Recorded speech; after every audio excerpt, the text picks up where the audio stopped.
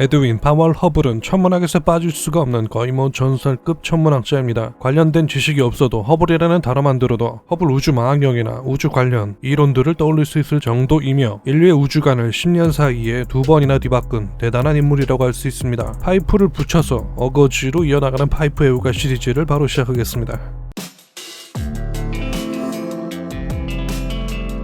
허블은 고등학교 때까지 우수한 성적을 받았고 농구, 축구, 특히 육상에서 스타 운동선수로서 여러 이벤트 기록을 깨뜨렸습니다. 스포츠에 재능이 있었지만 공부에도 재능이 있었는데 교육감은 그에게 에드윈 허블, 나는 4년 동안 너를 지켜봤지만 네가 10분 이상 공부하는 것을 본 적이 없구나 라고 했다고 합니다. 그러자 허블은 대답합니다. 시카고 대학교 장학금 받았음.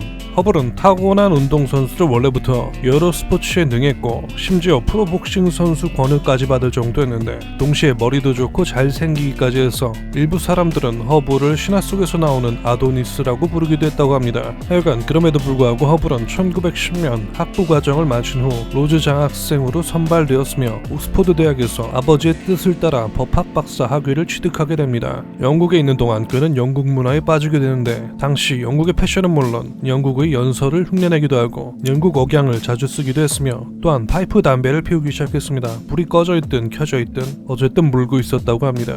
어쨌든 이런 과정을 겪었으나 1913년 아버지가 세상을 떠나면서 허블은 영국의 생활을 접고 가족의 생계를 책임지기 위해서 한동안 고등학교 선생을 뒤이어서 법률 관련 일을 했지만 흥미를 곧 잃고 1914년 천문학자로 전향하게 됩니다.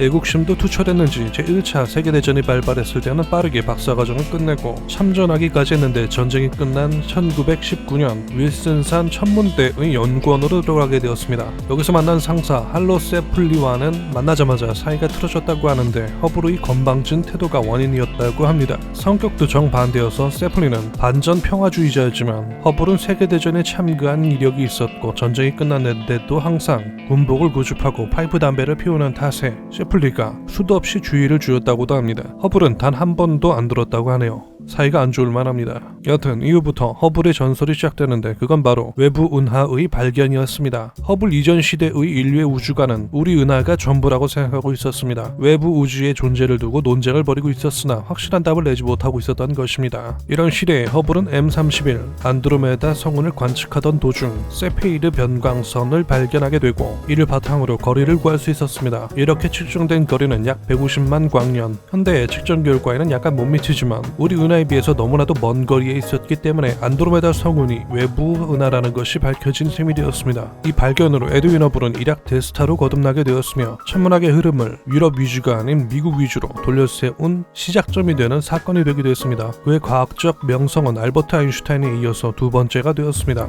1926년 허블은 새 집으로 이사가게 되는데 게일 크리스티안스는 허블의 연구 풍경에 대해서 다음과 같이 설명했습니다. 광택이 나는 오크바닥, 두꺼운 회반죽 벽, 그리고 그의 파이프에서 올라오는 연기에 의해 곧 변색될 통영 천장은 수도원의 느낌을 주었다. 탁자와 스탠드 위에는 그의 파이프가 6개 또는 그 이상이 있었다.